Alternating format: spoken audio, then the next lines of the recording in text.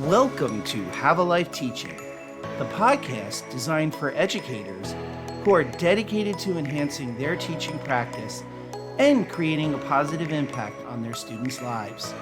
In each episode, we'll dive deep into the world of education, exploring a wide range of topics related to curriculum, instruction, and assessment in K-12 schools. Together, we'll learn from the brightest minds in the education field. So if you're a passionate educator who's ready to take your teaching practice to the next level, join us as we explore the exciting world of education. My name is John Shimbari, signing in and saying, let's have a life teaching. Hello, everyone. Welcome to another episode of Have a Life Teaching, the podcast that hopes if you're a teacher, you're getting some good skills in terms of teaching and learning that you can implement into your classroom. And if you're an administrator or leader, maybe you're learning about how to do some things better in a more systemic way. And if you are a school support professional, hopefully you're learning about the issues and the topics that really are keeping us educators up at night as we move well into the 21st century. So one topic that often one hears about when one works with parents or families is the fear that students aren't going to get into a good college, they're not going to get into the best college, that if they don't get into a great college, this is going to affect their entire lives, which really just puts a tremendous amount of stress on families, on the student. It puts stress on educators to ensure that, they are making sure that students are achieving in terms of data and performance. So I'm really excited tonight because of all that to have my next guest join us. And I'm joined by Kate Stone, who is founder and CEO of University Gurus. So Kate spends a lot of her time coaching and consulting with families, helping families to make the right decisions when it comes to how to prepare their students for college. So obviously in our talk tonight or today, we're going to be talking a lot about what we can be doing, particularly in high school, to help our students make the transition. So Kate, thank you so much for joining me today. Thanks for having me.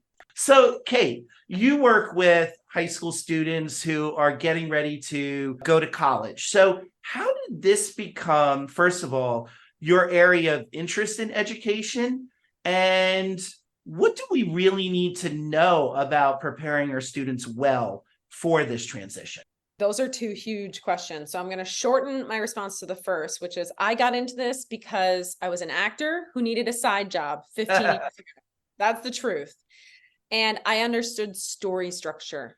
I understood story. I understood character analysis, and I understood young people. I studied abroad. I was a mentor to a lot of young people while I was abroad.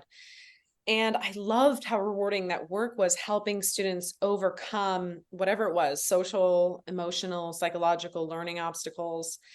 And I thought, wow, I can combine all the things that I love so much and make good money off of it, because I'd been trying to market myself as a writing tutor in those early days. And I had a boyfriend who was like, where you could make some more money is if you found a niche like college essay writing. And I was like, Right. What's that?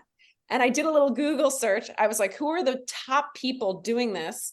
Contacted them and ended up mentoring with some of the top college essay coaches in the country for 10 years plus. And I learned as much as I needed to learn to start my own business. What I think in terms of, I love telling that story because it's in some ways what I wish all of my students would do, is to take a hint and take an initiative to figure something out on their own. I think that in itself, if students can figure out, okay, this is what I want to learn, who are the people that are doing it well?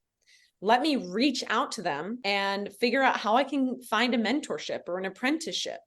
You can learn a lot more from an apprenticeship from somebody who's a mentor to you than sometimes you can from even a class or a course, or trying to figure out an internship. Like, find somebody you can build a relationship with who can help guide you. And so that's a bit of a segue into that second question, which is, how do you prepare your kid to apply to college? Okay, let's talk about that, shall we? As you know, I think the part right now for parents, for families and students that I see the most is that every kid is developing at their own pace. And same for me. Like I probably wasn't ready to go to college when I went to college. I probably should have. Any of us? Yeah.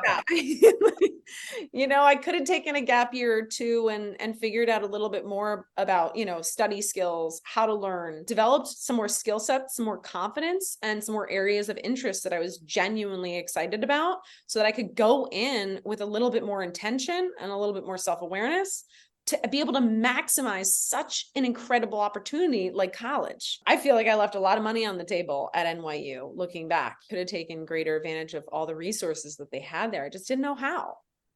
And so when you're thinking about how to prepare your kid, you have to look at your kid and be really honest about where they're at, where their limits are, what your expectations are versus what they want for themselves. And then have honest conversations about their dreams, help them self-author a vision for their future. I talk about this because my mom passed away a year ago. And one of my favorite memories of my mom is every Saturday, she worked a lot. She was a single mom, lawyer, worked late at night, didn't get back home, wasn't home very often, but Saturdays was our day.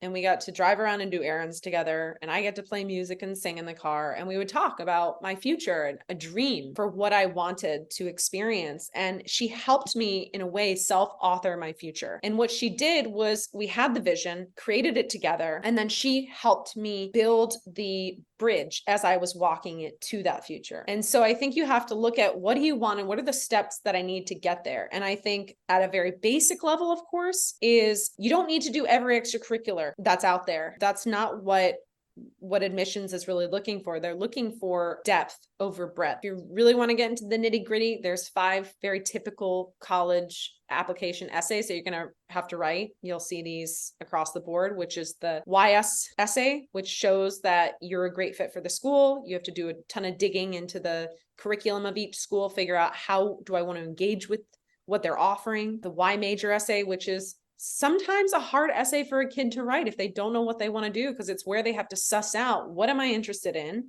and why. And I'm telling you, you have to be so much more specific about this than you think. Like you might think, yeah, this is good.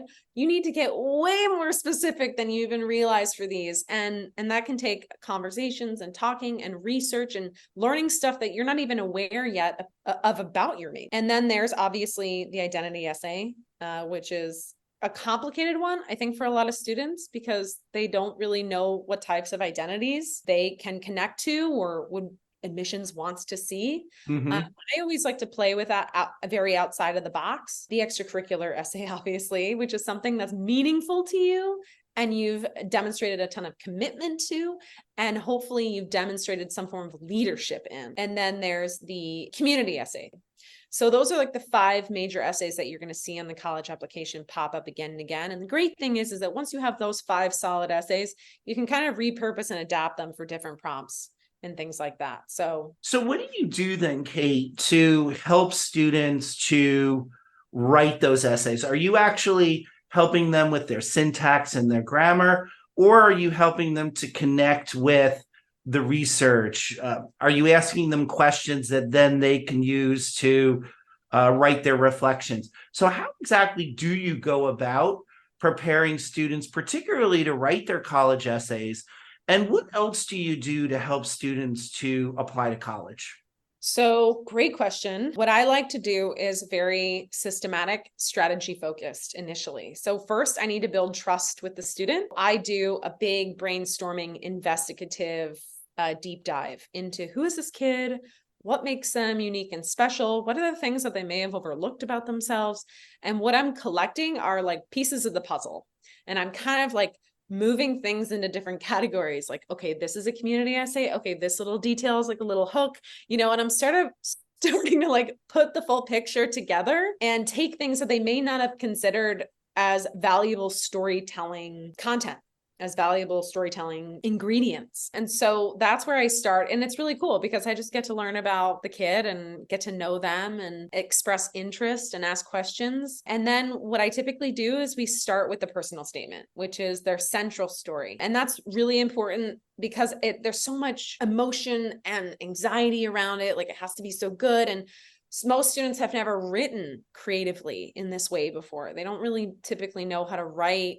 They think it's like some sort of 5-paragraph English and it's all like all the words that they use are very over complex and really break the rules. Try new things.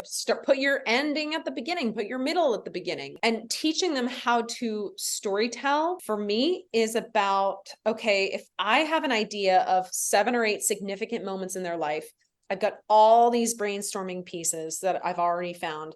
I typically will have found their story. Like that's kind of what I do is I'm mapping it out. And then what we do together is like, okay, this is how I see the central story. Now tell me the plot points. Let's not have them write first because they get tripped up so quickly when it comes to the writing process. Tell me the story verbally, orally. And then I map out the plot points and the hairpin turns and the surprise endings. And that's where I start. And then I have them go and write a bad first draft. It really is about, yes, how the student can fit into the community, but by telling their story, they are sharing their brand. They are sharing what makes them a unique individual and why school communities would be lucky to have them. I think you were saying a little bit before being creative and kind of breaking the rules a little bit. So this is right. So I try to explain this to families who are applying to Ivy League and students who are applying to Ivy League. And I give them examples of what some other successful answers of the past have been. And a student said to me a couple months ago, they're like, yeah, but that's so obnoxiously intellectual, no? And that's like, yeah, kind of is. You're right. Like it is a little obnoxiously intellectual response. But I remember I have friends who went to Harvard and some of the Ivy Leagues, and I remember going to dinner parties with them and it being like an intellectual warfare at the dinner table. And that's kind of what it's like. And that's how I kind of explain it to them, what it's like to how they evaluate. It's like, how are they going to it's a rigorous intellectual environment, and rigorous intellect is not always really that pleasant to be around at times. It can be very ego driven and intense.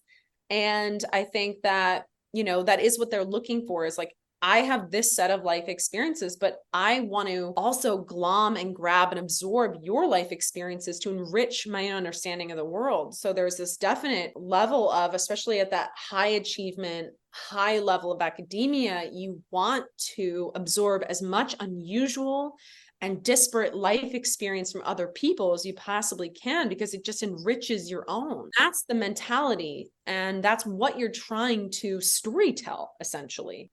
Okay, what could high school teachers be doing to help you in your work with your clients? What can they do to help me in my work? Yeah. Or what could they do to help students at least to tell their story, to communicate their story, whether that's through speech or in writing? What can I guess what I'm asking is, how can teachers be teaching students to write? Yeah, that's a great question. Well, what I've seen, and obviously this comes as no surprise, but writing skills have taken such a big hit since COVID. And it's not to the fault of English teachers. It's just that there was this huge gap in learning and they just didn't get that in-class experience. And like students don't read as much either, which is a number one way that they pick up on how to write and how to put words together and string ideas together. And so I think that there should be a stronger emphasis on storytelling. And honestly, if it were my school, I would teach students how to write marketing copy. I'm just being real. If you don't know how to write marketing copy in the real world, or write a soft skill business email, or learn how to creatively write a personal essay, I don't know. It's like it's robbing you of a beautiful forms of expression. And I think marketing copy is a form of expression. I love writing marketing copy because it's taking complex ideas, reducing them to its simplest form, and being able to reach the largest number of people. And that's basically what we're trying to do with the college essay. It's like all this, I had a student who was incredibly intelligent, over complex language, all the meaning was getting lost. And just teaching her how to simplify her language. One idea, one sentence. Next, one idea, one sentence, just to be able to learn how to communicate in that way if I were to ask districts to make amendments to their English curriculum, it would be marketing copy, business emails, and creative storytelling, like how to write a personal essay. It's also how do you write just for the joy of writing for yourself, not for a grade. You were already highlighting some of this when you were talking about one of the challenges being to simplify over complex writing, over complex thoughts, to simplify it, to be very clear in telling your story.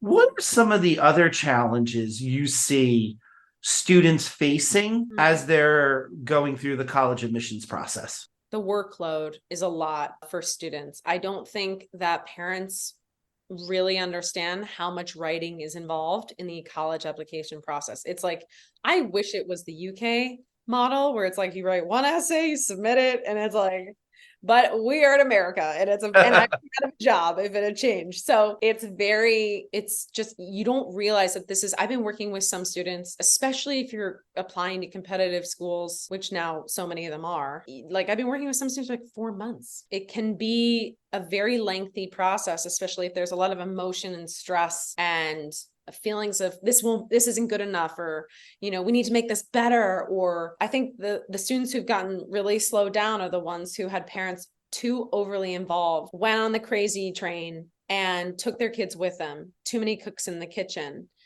But I think there's a really important place for parents, especially if you hire a coach to help your kid through the process, is you need to be in communication. I always have my parents tell me, okay, what am I missing? What am I not seeing? You know your kid better than I can know them in, a couple months' time. Tell me what you know, and then I'll find a way to help coach that out. So it's interesting. That's what I find that most people underestimate, is just how big of a project it is, and that it really does need to be project managed, like tasks broken down, deadlines set, like over months. Parents who start in September, don't start in September, start earlier. I know you want to have your summer and everything, but it's just a lot for a kid to take on, to have 4 APs fall senior semester and 30 essays to write. It's just a lot. And do earlier. Every parent I've ever asked, I survey them at the end of every year. What do you wish you knew? I have like a lead magnet. I'm going to send it to you. I have an offer at the end. It's like the 10 things parents say they wish they knew. It's like, I wish I had known to start earlier. That makes a lot of sense. And that's, those stresses are stresses that in many cases, are in communities where there is a culture of going to college, where perhaps the parents themselves have gone to college.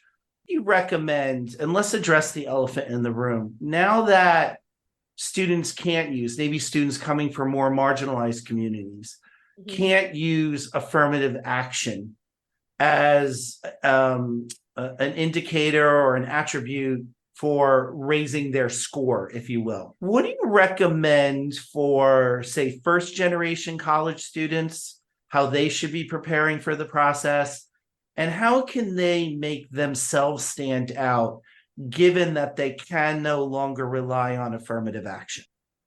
A couple things, and this really goes for everybody, but engage with your community, take initiative, look for where there are problems, and wherever you are inspired, wherever your interests align with that problem, go try to solve it first. Second, make sure you include that you are first gen. Make it clear that you are first gen in your personal statement somewhere. That should be in there. Now that, with the overturning of affirmative action in June, all the big schools, they went to the table, they produced new essay prompts. So now there's a whole slew of new essay prompts that will allow you to respond to describe race, gender, identity, all these things that you might not be able to mention on the application itself, but the loopholes through the storytelling in the essay. So you can still get that information into the hands of an admissions officer through the story. So you got to make sure to write on a topic that's related to that. And the third thing is, wherever you come from, if you come from an underserved area, these admissions will understand the circumstances from which you're coming from. They'll understand what resources you have available. As long as you've tried to maximize where you've been and what you have available to you. If there are circumstances that were beyond your control, if you grew up in a single parent household, you had to take on household duties or get a second job to help support the family. That's all contextual information that needs to be somewhere in your application. Like that's important for them to know, really important. So they need to, with test optional out the window, it's all holistic. And what that means, they just want to look at your life in its totality. Not that you scored this, score on the SAT. They don't care. They want to look, what do you have available? How have you maximized what you have available? What were the, obstacles that prevented you from taking advantage of certain things? And they look at all of that in context. Yeah, that's really helpful. And thank you for sharing that, Kate, because I do a lot of work in urban communities. I know a lot of people in my community are urban educators working with traditionally marginalized populations. So I think there were some really good, I know there were some really good nuggets of information in there for first generation college going students. So I really appreciate that. What did we not talk about that really needs to be surfaced when it comes to preparing for college and preparing for the application? First, I want to suggest this idea that a lot of the stress when you're applying to college oftentimes is because you want to go to this school, but there's a huge skill gap between like what you're going to encounter intellectually, academically at this school up here, this top tier school, and what you're really ready for. And that's where I notice a lot of the stress and anxiety bubbling up to the surface, is because like the parents are trying to reach for here, but you're not necessarily ready for that kind of environment. You're not going to thrive in that environment. There's a great talk by Malcolm Gladwell, and it's called Why I Said Yes to This. It's like a Google talk. And he discusses the science behind why we pursue the elite things that we pursue, even though the data shows that students who are not going to be competitive in that environment are going to they're going to fare far worse in the real world, because they're always going to compare to everyone better than them, versus being in an environment where they're actually a really good fit, where they feel that comparison isn't as the gap in that comparison isn't so wide, that they have the confidence to engage with what's around them. They actually become more successful. It's like that bottom half of Harvard's class like never publishes. Why? Because they're comparing themselves to the top 50% that always publishes. But like you go to a lower tier school, and that top 50% at that lower tier school is doing better than the bottom half at Harvard. So it's an interesting psychological construct there, but I'll leave the talk. It's cool to think about.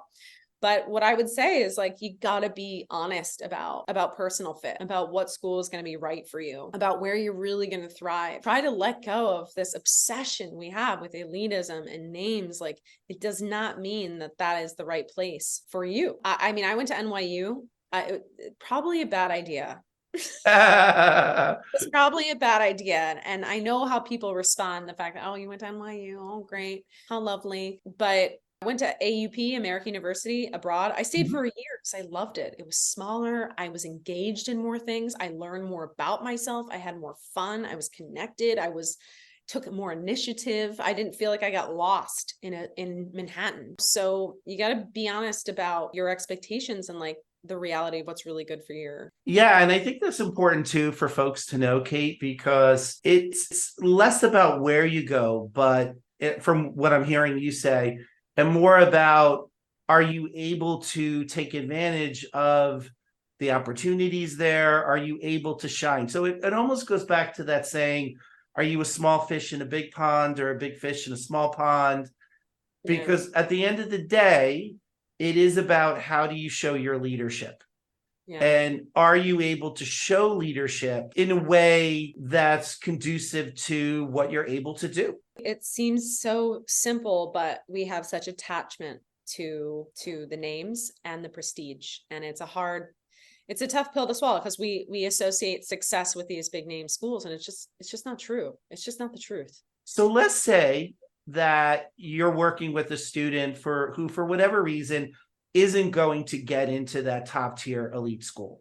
Mm-hmm. How can they make the best of that less competitive school that they end up going to? Number one. And number two, even if students start in a community college, what do you recommend for those students? So maybe not the students going for those elite schools, but students going for that tier 2 and that tier 3.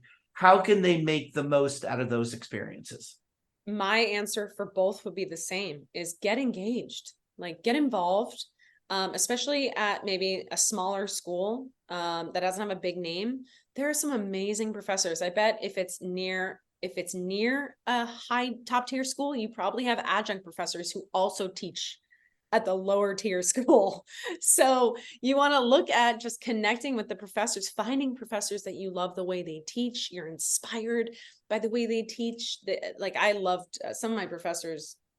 I had some great professors at NYU, but they also taught the local community college too, some of them.